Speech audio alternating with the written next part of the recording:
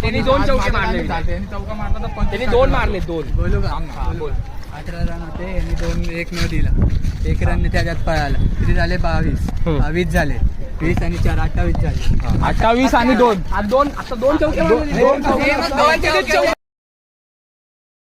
आणि इकडे 2 रन मारलेले. अरे विराट मागं पण प्लेट केले तर मागं पण तर अरे मागं पण केलं. आई गौरी काय मस्त